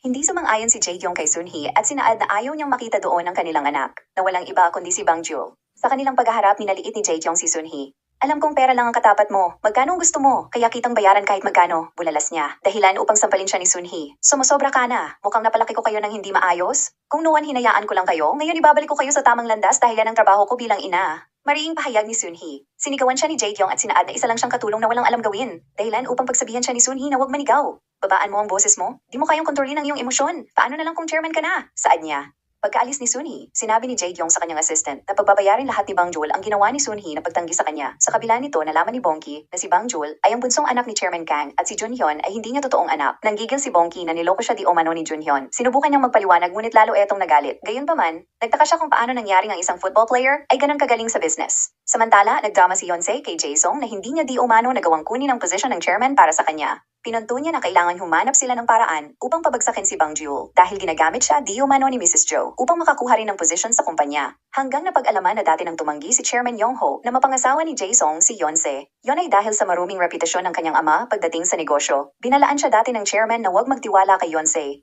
Gayunpaman, wala siyang nagawa dahil gusto talaga siya ni Jaesung. Hindi nagtagal hinarap ni Jaekyong ang kanyang asawa. Tinanong niya siya kung nasa panig niya pa rin ba siya. Doon ay sinaad ng doktor na hindi niya kayang makita siya nababagsak. Hanggang banggitin ni Jaekyong na pumanig na si Mrs. Jo kay Sang-jae at nilagay na rin si Bang Jool bilang team leader ng strategic department. Tinanong ng doktor kung tatapusin na ba niya ang buhay ng chairman, bagay na kinatuwa ni Jaekyong. Gayunpaman, hindi pa di umano napapanahon upang gawin iyon. Paglabas niya ay sinabihan niya ang kanyang assistant na haharangan nila si Bang Jool hanggang gumapang si Junhyun pabalik sa kanya. Kinabukasan, nakasalubong ng grupo ni Yonsei sina Bang Jool, Yong-ho at Bongki. Kinutya ni Mr. Kwon si Bang Joon na ambisyusa, habang si Yonsei ay nagsabi na suportado niya ang isang office romance na kagaya nila. Nagalit si Bongki ngunit sinaad ni Bang Jool na hayaan niya lang sila hanggang tumawag si Mr. Kim kay Yong-ho na nagsasabing wala ng lithium supply sa market at tumaas na ang presyo sa merkado. Lubos na nag-alala si Jaekyong dahil mawawalan ng benta ang Choiseong Chemicals. Hanggang malaman niya ang lithium mining sa Olivia na binibili di umano ng Teha. Agad siyang nag-utos na magpadala na ng tao sa Olivia para maunahan nila di umano ang Teha. Lingid sa kanya, pinaiimbestigahan na ng Teha kung sino ang nasa likod ng Smile Investment na bumili ng lithium mining. Sa Kangs, muling naipon ng pamilya ni na Jaekyong at Jaesung para sa hapunan. Nagalit sila na hindi pinaghanda ni Mrs. Jo ang ulam na gusto nila. Lumapit siya dala ang listahan ng mga pagkain na gusto nila at pinunit iyon sa kanilang harapan. Masyado ko kayong inispoil. Magmula ngayon, ibabalik ko ang disiplina sa bahay nato. Saad niya bagay na gumulat sa kanila. Gaya ng inaasahan, muli siyang minaliit ni Jaekyong at binanggit na isa lang siyang katulong doon at kung ano ang gusto nila, iyon ang masusunod. Gayunpaman, inihayag ni Sunhee na siya ang may bahay at may karapatan din siya sa loob ng tahanan. Kung ayaw niyo ang pagkaing hinanda ko, malaya kayong umalis, saad niya. Dahil doon, agad sinabihan ni Seokdo si Jaekyong na kumain na lang sila sa labas. Hanggang napag-alaman na nagkasundo sina Seokdo at Mrs. Jo sa ospital. Mula nang malaman ni Sunhee na hindi ginagamot ng doktor ang chairman at pinapainom lang lagi nito ng pampatulog. Binalaan niya si Seokdo na ibubunyag niya si Jaekyong kapag hindi ito gumawa ng aksyon para magamot ang chairman. Dahilan upang magpadala siya ng espesyalista at matingnan siya ng maayos. Nang makaalis na sila, sumunod sina Jaesung at Yonsei. Ngunit bago pa makaalis, binalaan ni Mrs. Jo si Yonsei na huwag na niyang lukuhin ulit si Jaesung. Yan ay dahil bumalik siya sa Choiseong. Sa kabila ng kanilang pangako na wag na muling bumalik sa kumpanya, para sa Choi Song, si Yonse ay isang banta. Yon ay dahil maliban sa kanyang ama na madaya sa negosyo, si Yonse rin ay nakikipagkumpetensya sa kanyang mga kapatid. Gayunpaman, sinabihan ni Jae-song si Mrs. Jo na wag makialam. Bago umalis, nakita ni Jae-song ang cellphone ni Yonse na naiwan sa lamesa. Kinuha niya yon ngunit hindi na niya mabuksan dahil may password na ang cellphone. Sa kabila nito, nagkita-kita ang apat para pag-usapan ng Olivia project na nakuha nila. Bago pa matapos ang pagpupulong, lumabas si Bang Jul, dala ang kinuha niyang regalo para di umano kay Junhyun. Habang pinag-aaralan niya kung paano niya ibibigay iyon, biglang dumating si Yongho at nagtaka kung ano ang nangyayari kay Bang Jul. Hanggang iabot niya sa kanyang regalo at sinaad na bigay niya iyon bilang pasasalamat sa mga nagawa niya.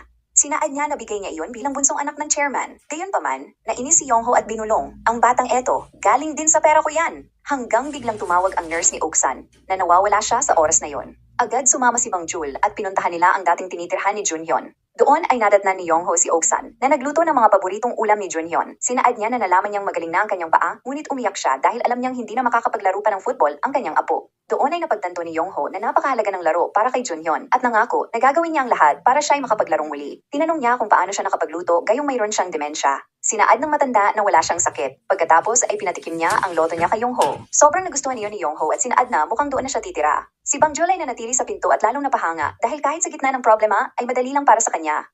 Hindi nagtagal, dumating ang report na si Junhyun ang nasa likod ng Smile Investment na bumil ng lithium mining sa Olivia. Agad tinawagan ni Jae-kyung si Junhyun upang makipagkita sa kanya. Sa pag-aakalang si Junhyun ang CEO ng Smile Investment, kumprontahin na niya sana eto ngunit nagulat siya nang makita si Bang Jul na naghihintay. Bakit ka nabigla? Hindi na ako yung batang 12 years old na walang magawa kahit pa ipatapon sa ibang bansa, bulalas ni Bang Jul. So eto ang ginawa niya sa akin ngayon. Tanong ni Jae-kyung. Binalaan niya sila na hindi makakatakas sa ginawa nila, ngunit binanggit ni Bang Jul na hindi rin siya makakatakas sa ginawa niyang pagbalik support project kay Yonse at pagkuha ng slush fund na nagkakahalaga ng 350 billion won. Dahil due on, hiningi ni Jae-kyung kung pwedeng mag-usap muna sila ni Junhyun. Sinubukan niya siyang kumbinsihin na mas malaki ang oportunidad na makukuha niya kapag sa kanya siya sasama. Ngunit tinanong siya pabalik ni Yongho, ano ang gagawin mo kapag kay Bang Jul pa rin ako sasama? Binanggit ni Yongho na hindi magtatagal magigising na ang chairman at magkakaalaman na ang lahat. Gayunpaman, sinaad ni Jae-kyung na may atraso ang chairman sa hit and run at paniguradong wala rin siyang magawa. Sa pagkakataong iyon, diretsahan siyang kinumpronta ni Yongho at sinabi na alam niya kung sino ang totoong nasa likod ng pagbangga. Binanggit niya ang kanyang lola na umiiyak dahil hindi na siya makakapaglaro ng football kailanman. Doon ay sinaad niya na alam niyang siya at si Jae-song ang nasa likod ng hit and run. Tinanong niya siya, alam mo na ngayon kung sino ang magiging chairman? Kinabukasan, inutusan ni Jae-kyung ang kanyang assistant na pagtakpan mga bali-balitang pagbagsak na ang Choi Song Chemicals. Ngunit nang humarap siya sa board, hindi siya nakaligtas sa mga tanong mula sa mga investors. Dahil doon, binigyan ni Sang Jae ng pagkakataon ng Smile Investment upang magbigay ng report tungkol sa lithium mining na nakuha nila. Pinangunahan yon ni Bang Jul bilang team leader ng Strategic Department. Sinaad niya na nakuha na nila ang minahan at tinanong si Jae-kyung kung gusto ba niya ng kontrata sa pagitan nila. Natuwa ang mga miyembro ng board dahil kahit team leader lang siya, ay nasalba niya ang muntikang pagbagsak ng kumpanya. Sa huli, nakakuha ang Smile Investment ng 400 billion won, kasama na ang 4% share ni Jae-kyung mula sa Choi Song Trading. Sa tuwa ay nag-celebrate ang tatlo at kumain sa labas na magkakasama. Sa kabila nito, nalaman ni Byung-mo na employees ng Choi Song ang nakakuha ng Olivian Mining. Mula sa kanyang assistant, nalaman niya na si Kang Bang Jul, ang bunsong anak ng chairman, ang nasa likod nito. Agad siyang nakipagkita kay Jae-kyung upang makipagkasundo sa isang deal. Binanggit ni Byung-mo na pareha silang talunan sa Olivian project dahil sa isang tao, dahil sa kanyang kapatid na si Bang Jul. Sa pag-iisip na sagabal siya sa kanila, tinanong niya si Jae-kyung sa isang tanong na hindi inaasahan. Gusto mo bang iligpit ko siya? Tinanong siya ni Jae-kyung pabalik. Ano ang gusto mong kapalit? Sinaad ni Byung-mo ang totoong pakay niya, ang maging presidente si Yonse ng Choi Song Trading. Sinabi niya na kung hindi yon gagawin ni Jae-kyung, siya mismo ang gagawa at isasama niya ang kanyang kambal na si Jae-song. Sa kabilang silid, hindi makapaniwala si Jae-song habang pinapakinggan ang bawat salitang namumutawi sa bibig ng kanyang biyenan at kapatid. Ngunit ang lalo niyang ikinagulat ay nang sabihin ni Jae-kyung na isama na rin niya ang kanilang ama. Sa kanyang pag-uwi, nagulat na lang si Jae-kyung na ang nagmamaneho ng sasakyan ay si Jae-song. Matagal nang hindi tayo nag-usap. Alam ko na ngayon kung bakit hindi mo ako matalo-talo. Marumi kang maglaro. Kaya mong ibenta ang iyong kapatid at ama para lang makuha ang gusto mo. Bulalas ni Jae-song. Habang sinasabi ni Jae-kyung na namali lang siya sa pagkadinig niya, lalong nagwala si Jae-song dala ng katotohanan sa Taeha pa talaga siya nakipag-team up. Binalaan niya siya at sinaad, putulin mo ang pakikipag-ugnayan sa Taeha at, kung hindi, parehas tayong mawawala. Saad niya sabay harorot sa sasakyan. Bumangga eto sa tabi at sa kabutihang palad, nagtamo lang sila ng sugat sa katawan. Habang nasa ospital si Jae-kyung, agad namang dinala si Jae-song sa pulisya upang magpaliwanag. Dahil sa dashcam, sinabi di umano ni Jae-kyung na kinidnap siya ni Jae-song at gusto siyang patayin para maitakbo ang slush funds mula sa kumpanya. Habang nasa loob, pinuntahan siya ni Jae-gyong na halos masiraan na ng bait dahil sa mga paratang niya. Alam kong mabait kang tao pero nasaktan din ako. Kailangan mo pa ring managot sa ginawa mo. Saad ni Jae-gyong. Habang natutulala si Jae-sung sa mga kasinungalingan niya, lalo pa itong nagulat nang lumapit siya sa kanya. Binulong ni Jae-gyong na hindi niya talaga siya matatalo. Napag-alaman na sinadya niyang pasundan si Jae-sung sa kanilang meeting ni Byung-mo. Gusto niyang mawala sa katinuan ng kanyang kapatid hanggang siya ay makulong. Lumabas siya na umiiyak habang si Jae-sung ay natamimi na lang dahil sa kabaliwan ng kanyang kapatid. Sa huli ay kinuha si Jae-sung ng kapulisan para dalhin sa presento. Habang binabato siya ng mga tanong tungkol sa mga kasalanan ni Jae-gyong na napunta sa kanya, nakita niya itong palabas gamit ang wheelchair. Agad niya siyang nilapitan upang magmakaawa pero sinigawan siya ni Yong-ho, dahilan upang napatigil siya. Narinig niya ang boses ng kanyang ama na nagsasabing itigil na niya ang ginagawa niya. Dahil doon, humingi siya ng tawad sa kanyang ama dahil sa pagkakataong eto, talo na naman siya sa kanyang kapatid. Nang makaalis na sila, unti-unting nagigising si Junhyun sa ospital at mukhang babalik na siya sa dati niyang katawan. Sa presinto, humarap si Jae-gyong kung saan nireklamo niya ang kanyang kapatid na si Jae-sung. Maliban sa kidnapping, ay siya di umano ang nasa likod ng nawawalang slush funds ng kumpanya. Tinanong siya ng investigator kung may ebidensya siya, hanggang napag-alaman na kinausap na niya ang audit. Iyon ay para i-retrieve ang pinadilit ng chairman na kopya ng slush funds na binulsa nila ni Jae-sung dati pa. Kapalit ng mataas na posisyon, nilabas ng audit officer ang mga files ng Choisong Trading para sa evidence maliban sa Choisong Chemicals. Pinakuha na rin niya si Yonse para questionin. Nang makita ni Yong-ho na nabakantihan na ang opisina, alam niyang hindi magtatagal, mawawala na sa Choisong ang trading. Sa ospital, patuloy na nagbantay si Mrs. Jo kung saan nalaman niya kay Shokdo na stable na ang vital signs ng chairman at malapit na siyang gumaling. Sinaad din ni Shokdo na nag-aalala siya kay Jae-gyong dahil mukhang lumalala na siya sa kanyang mga ginagawa hanggang tawagin si Shokdo ng isang nurse na parating na ang kanyang asawa. Habang sinusundan si Jae-gyong ng mga reporters, sinigawan sila ni Shokdo dahil nasa loob na sila ng ospital. Humarap si Jae-gyong at humingi ng tawad dahil di umano sa kagagawan ng kanyang pamilya.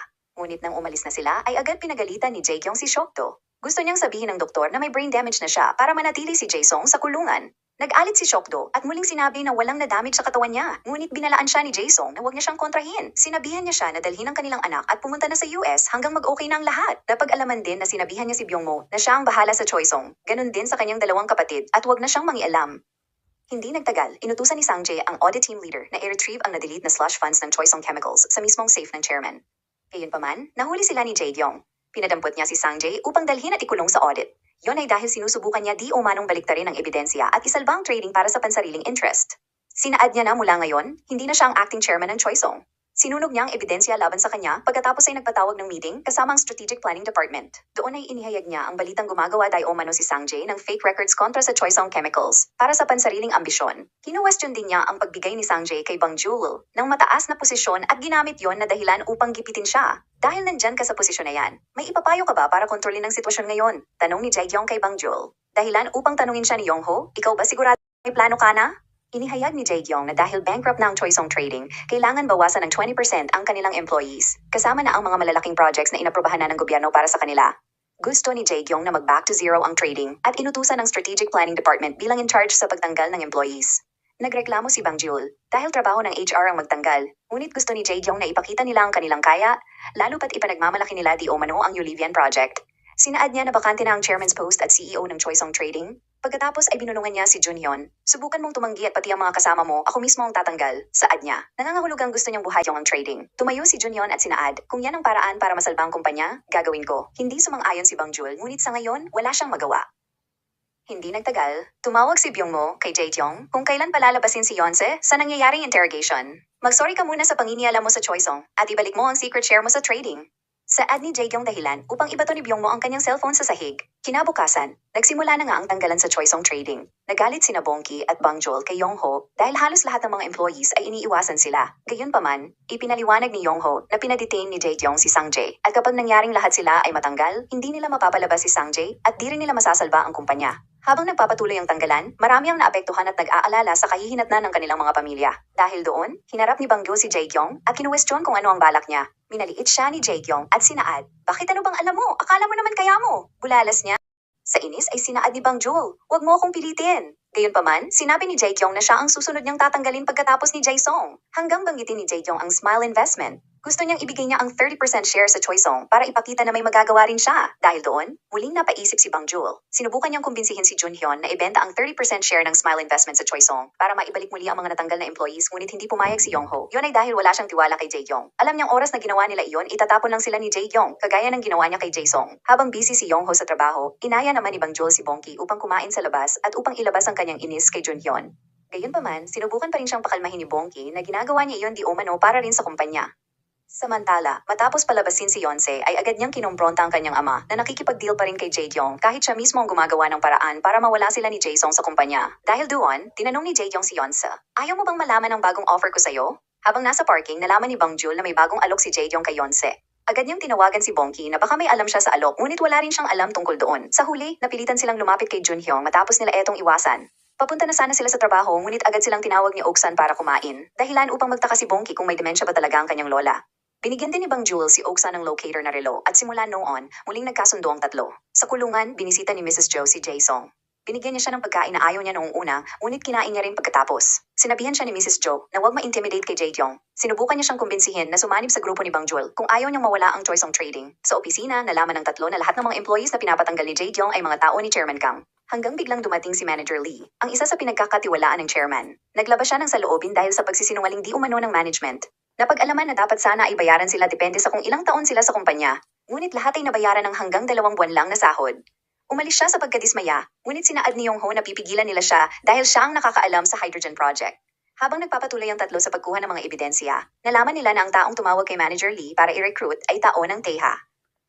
Nalaman din nila na sinusubukan ng TEHA na kunin lahat ng mga Shuasong employees na nakakaalam sa hydrogen project ng Choice Trading. Dahil doon, agad nagsabi si Yongho na bago pa sila maunahan ay puntahan na nila si Mr. Lee. Ngunit pagdating nila sa opisina, lahat ay umalis na. Kinalaunan, lumabas na ang balita kung saan binenta ni Jae-yong ang hydrogen project ng Choice Trading sa TEHA ng 300 billion won. Kasama ng impormasyong na secure na ni Jae-yong ang kanyang posisyon bilang Choice successor. Matapos ang pirmahan sa pagitan ng Choice at TEHA, nagtaka si Byung-mo kung ano ang gagawin ni Chairman Kang matapos niyang malaman na nakuha na ng TEHA ang kanilang hydrogen project. Kinabukasan, kinompronta ni Yongho si Jae-yong kung bakit niya binenta ang major project ng Choice Trading. Doon ay inamin ni Jae-yong na nagawa niya yon dahil binigay yon ng chairman kay Jae-sung. Inamin niya na lahat ng effort niya ay wala lang sa kanyang ama. Sa totoo lang, lahat ng ginagawa ng chairman ay para kay Jae-sung.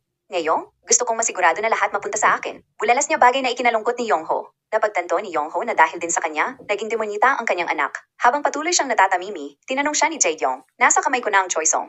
Hindi ka pa rin sasanib sa akin?" Kinagabihan, sa tulong ni na Bang Jewel, nakatakas si Sang Jae kung saan siya kinulong ni Jae-yong. Pagkatapos ay hinayag ni Yongho na kailangan mapasakamay nila ang Choicing Trading, dahil kung hindi, siguradong makukuha na ito ng TEHA. Sinaad niya na kailangan nilang mapalabas si Jae-sung sa lalong madaling panahon. Para mawala sa kontrol ni Jae-yong ang Choicing Trading, kailangan nilang ilabas ang nawawalang funds sa ilalim ni Jae-sung at ituro ang chairman bilang may kasalanan. Nang sa ganun, makabalik si Jae-sung sa kanyang posisyon. Si Sang Jae na nakakaalam kung sino siya ay hindi sumang-ayon na muli niyang isakripisyo ang kanyang dangal maisalba lang ang kumpanya. Ngunit alam niyang ginagawa yon ni Yongho dahil maraming buhay ang nagtatrabaho at umaasa sa Choice. Tinanong siya ni Bongki, "Sino ka para magdesisyon para sa kumpanya?" Sabay suntok sa kanya, bagay na hindi inaasahan ni Yongho.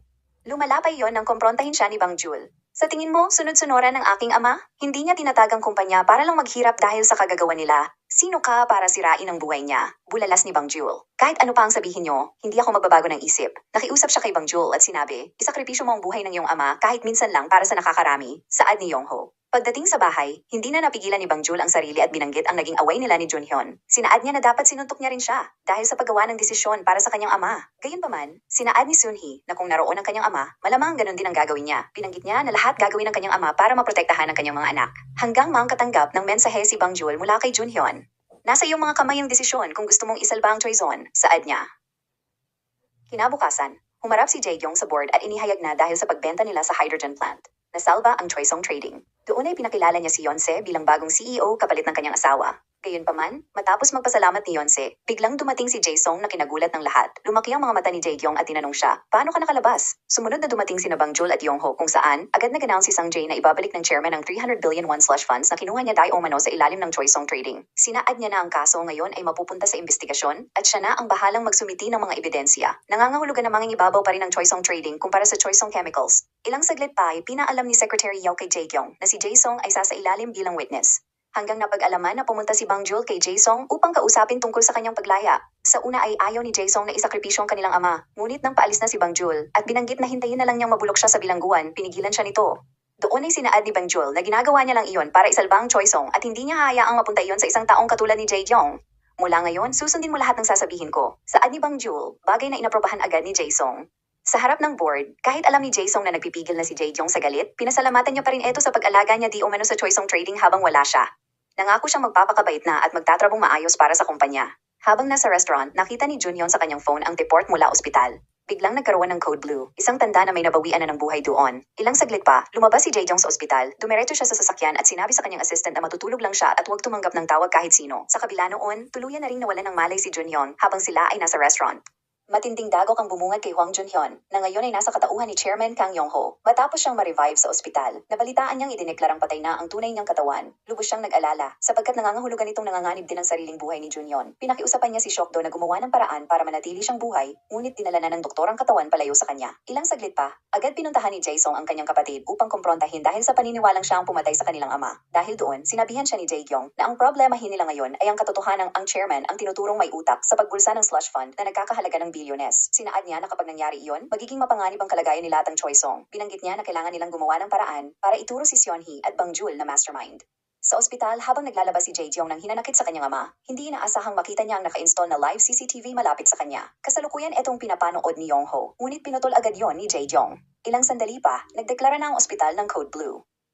Matapos deklara na patay na ang chairman ng Choisong, nagkaroon ng ambush interview kay Shokdo bilang kanyang doktor sa loob ng 2 buwan. Tinanong siya kung bakit biglaan ang kanyang pagkamatay gayong nakita namang stable ang kanyang kondisyon noong nakaraang araw. Agad dumating si Jae-kyung na umiiyak at sinaad na nagpakahirap ang kanyang asawa upang alagaan ang kanilang ama. Hiniling niya na lubayan na lang siya at erespeto ang patay. Habang pinagmamasdan siya ni Yong-ho, lubos siyang nalungkot dahil alam niyang umaakting lamang si Jae-kyung. Abot lang itang galit mo sa akin, pati kamatayan ko gusto mong gamitin. Hindi na ama ang turing mo sa akin, bulong niya habang mag-isa. Hanggang biglang dumating ang alarm na umalis si Oksan sa kanilang bahay. Lubos siyang nag-alala at nang makita niya siyang walang malay sa gitna ng daan, agad niya siyang pinuntahan. Lola, okay ka lang ba?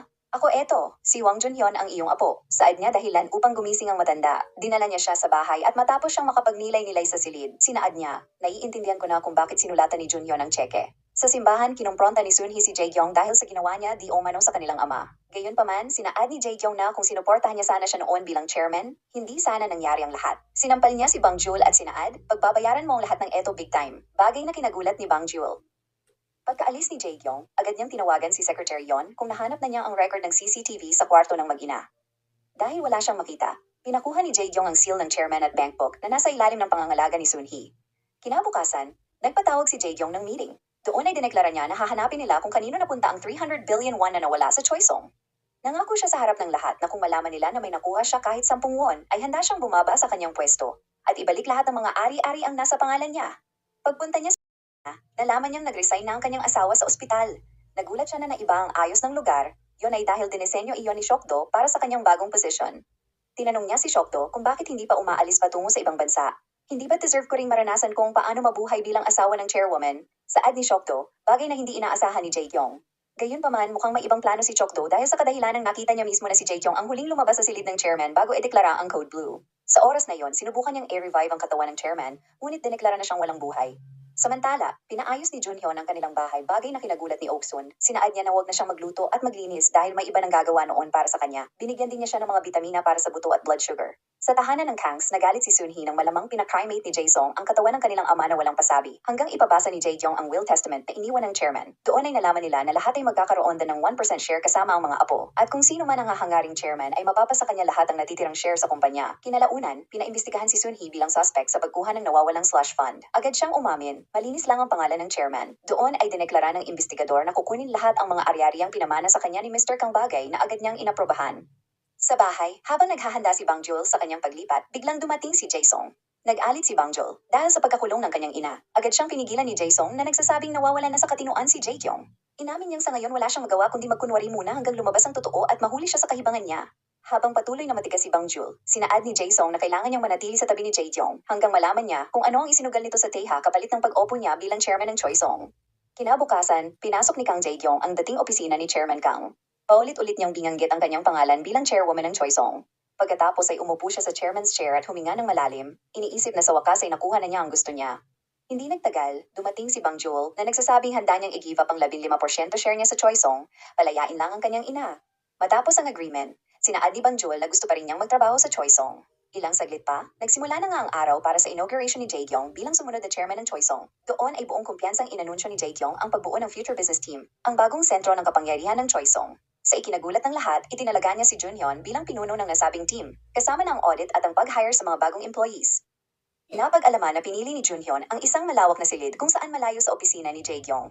Habang naroon sila, biglang dumating si Bang Joel na nagtatanong kung anong nangyari sa kanya. Akala ko, kakampi kita. Paano yung mga usapan natin? Paano yung mga pangako mo na tutulungan mo ang aking ama at maitaguyod ang Choisong? Tanong ni Bang Joel. Doon ay diretsahang sinaad ni Junhyun na nagbago ang isip niya at mas gusto niya di umanong makapartner ang isang taong mas makapangyarihan kaysa sa kagaya niya na walang kayang gawin. Akala ko ba na sa ilalim ka na ni Sangjay? Mabuting pa mag-impake ka na at tumuon sa trabaho kaysa pakialaman ng ginagawa ko. Or mas mabuti pa pumunta ka na sa States kasama ang iyong ina, bulalas niya. Lalo pang nadurog si Bang Joel nang malaman niyang si Junhyun pa mismo ang nagmungkahi ng planong ibigay niya ang kanyang share para mapalaya ang kanyang ina. Kinumpronta niya si Junhyun ngunit sinaad niya na wala naman siyang kayang i-offer kundi iyon lang. Dahil doon, nangako si Bang Joel sa sarili na hindi siya aalis sa kumpanya hanggat lahat sila ay magdusa dahil sa mga ginawa nila. Kalaunan lumipat na nga sina Bang Joel at Bongki sa bago nilang opisina. Kahit malayo iyon sa iba, natuwa pa rin si Bang Joel dahil parang isa yung hideout para sa kanya.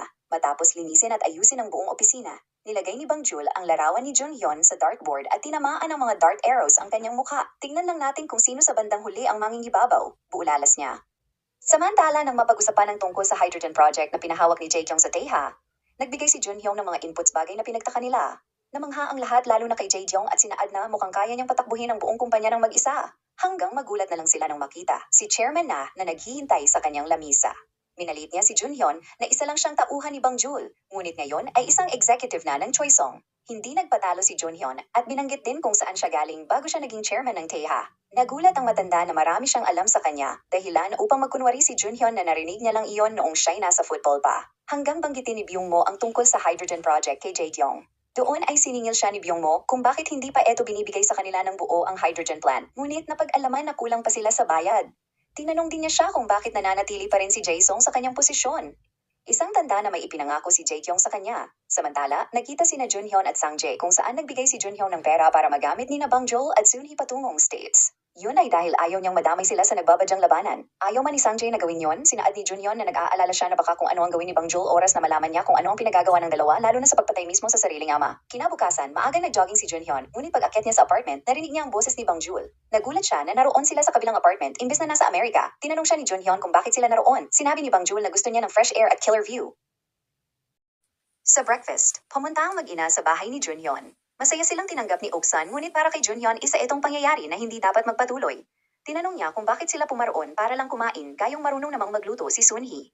Sa dinami-dami ng kanilang dahilan, alam ni Junhyun na sinusubukang lumapit ng dalawa para lang bantayan siya sa binabalak niyang gawin na may kinalaman sa kumpanya. Pagkapasok sa trabaho, gusto ni Bang Joel na sumabay kay Junhyun pero tumanggi ito. Bagkus, sinabihan niya siya na binibigyan niya sila ng 2 linggo para umalis sa lugar dahil nabili na niya di umano ang buong gusali. Pagdating sa kumpanya, nadatnan ni Bang Joel ang tatlo na nag-uusap. Para hindi maghinala, kinuwestiyon ni Junhyun ang pagiging late niya at sinaad na mas mabuti pang mag-resign na lang sa trabaho. Sa paglipas ng mga araw, sinubukan ni na Sangjay at Bongki na kumbinsihin si Bang Joel na mag-resign at pumunta muna sa States sa pamamagitan ng pagbibigay ng mabibigat na trabaho. Pero desidido si Bang Joel na manatili. Lingid sa kanila, gusto niyang alamin at pagbayarin kung sino ang nagpahirap at pumatay sa kanyang ama. Samantala, pinag-utos ni Jaekyung na kapag hindi makapagbayad ang Teha ng kanilang balanse at share sa hydrogen project, hindi na ito mapupunta sa kanila. Hanggang isang nakakagulat na revelasyon ang sumabog sa media nang may maglabas ng balitang si Jaekyung umano ang pumatay sa sarili niyang ama. Ngunit kalaunan, nabunyag na ang tunay na nasa likod ng lahat ay si na Byung-mo, ang makapangyarihang chairman ng Teha Group. Hindi pa roon nagtapos ang bangungot ni Jaekyung. Ginamit ni na Byung-mo ang isang lihim na recording kung saan inamin ni Jaesyong ang unang tangkang pagpatay ni Jaekyung sa kanyang ama upang takutin at gipitin siya. Kapalit ng kanyang katahimikan, hiningi niya ang core technology ng Daesan Hydrogen Complex nang walang huling bayad. Dahil wala nang ibang mapagpipilian, napilitang lagdaan ni Jaekyung ang kasunduan, isang desisyong maaaring tuluyang magpabago sa kanyang kapalaran at ng Choisong. Samantala nagkita sina Jaekyung at Junhyun sa simbahan. Doon ay diretsahang tinanong ni Junhyun kung siya ba talaga ang pumatay sa kanyang ama. Buo ang loob na itinanggi ni Jaekyung ang akusasyon at iginiit na wala siyang kinalaman sa krimen. Kalaunan, sinabi ni Junhyun na personal niyang kakausapin si na Byung-mo upang mamagitan para kay Jaekyung. Dahil doon, sinaad ni Jaekyung na ipagkakatiwala niya ang lahat sa kanya. Ngunit habang nangyayari iyon, lihim namang nagtungo sina Jaesyong at Bang Joel sa bahay ni Byung-mo upang hanapin ang CCTV footage ng ospital. Sa halip, ang kanilang nadiskubre ay ang kasunduan tungkol sa Daesan Hydrogen Complex. Hangang nagulat sila nang malaman na palihim ding nakikipagkita si Junhyun kay Byung-mo. Sa lihim na pagpupulong, tuluyan nang nakipagsabuatan si Hwang Junhyun kay na Byung-mo upang planuhin ang pagbagsak ni Kang Jaekyung. Upang makuha ang tiwala ni na Byung-mo at na Yunse, isiniwalat niya na si Jaekyung umano ang responsable sa aksidenteng muntik ng kumitil sa kanyang buhay. Habang pauwi, biglang nadula si na Yunse sa hagdan. Dahil dito muling bumalik sa isipan ni Junhyun ang parehong pangyayari sa hagdan ng ospital. Agad siyang nagtungo roon at kinausap ang isang nurse upang alamin ang buong katotohanan. Sa kanyang investigasyon, natuklasan niya ang nakakagimbal na sikreto. Si na Yunse pala ang mismong nagtanggal ng life support support ni Yongho, dahilan upang tuluyan itong mawalan ng buhay. Samantala, nagkita sina Seonhee at Seokdo. Napansin ni Seonhee ang mga kagamitang medikal na laman ng kanyang truck. Agad siyang naghinala kaya palihim niya itong sinundan. Ngunit napansin siya ni Seokdo at mabilis na tumakas bago pa mabunyag ang katotohanan. Maya-maya pa, nagkita sina Seonhee, Jaeseong, at Bangjol. Sa unang pagkakataon, taos-pusong humingi ng tawad si Jaeseong kay Seonhee sa lahat ng kanyang nagawang pagkakamali noon. Sinubukan naman ni Bangjol na makakuha ng mahahalagang impormasyon mula sa sasakyan at laptop ni Junhyun. Ngunit nabigo sila. Kalaunan, biglang nakatanggap ng tawag si Bangjol mula kay Seonhee. Ibinalita nito na papunta si Junhyun sa Daesan Hydrogen Complex para sa isang business trip. Habang palihim na sinusubukan ni Junhyun na nakawin ng mahahalagang impormasyon, muling umatake ang matinding migraine na matagal na niyang dinaranas. Sa gitna ng kanyang paghihirap, tumawag si Sang-jae at ibinalitang naroon din si Bangjol. Ilang sandali pa, dumating si Bangjol at diretsahan niyang hinarap si Junhyun. Tinanong niya kung tuluyan na ba itong kumampi sa Taeha Group. Ngunit bago pa man siya makakuha ng sagot, bigla siyang inatake ng tauhan ni Bayong Mo at nasugatan sa komprontasyon. Samantala, nagtungo si Seokdo sa isang lihim na lugar. Isang tagong pasilidad na nagtatago ng isang nakakagulat na sikreto. Doon lihim na pinananatiling buhay si Kang Yongho. Naroon din si Kang Jae-song, na mahigpit na inutusan si Seokdo na gawin ang lahat upang matiyak na makaka-recover si Yongho. At sa mismong sandaling iyon, bahagyang gumalaw ang mga daliri ni Yongho. Isang maliit ngunit napakahalagang senyales na siya ay buhay pa at maaaring magising anumang oras. Ang episode 9 at 10 ng Reborn Rookie ay punong-puno ng matitinding revelasyon, pagtataksil at emosyon. Habang akala natin ay malinaw na kung sino ang kakampi at kalaban, sunod-sunod naman na plot twist ang nagpatunay na hindi lahat ng nakikita ay totoo. Nakakabilib kung paano unti-unting lumalabas ang mga lihim, lalo na ang katotohanang buhay pa pala si Yongho. Isa rin sa pinakamalakas na bahagi ng dalawang episode ang redemption ni Jae-sung at ang katatagan ni Bangjol at Seonhee sa paghahanap ng katotohanan. Ito ay isang tanda na sa mundong puno ng kasinungalingan at kasakiman, ang katotohanan, pagmamahal, at pagtubos sa pagkakamali ang siyang patuloy pa ring mananaig. Isang patunay na sa kabila ng lahat, meron pa ring pag-asa. Pagpalain nawa tayo ng pung may likha.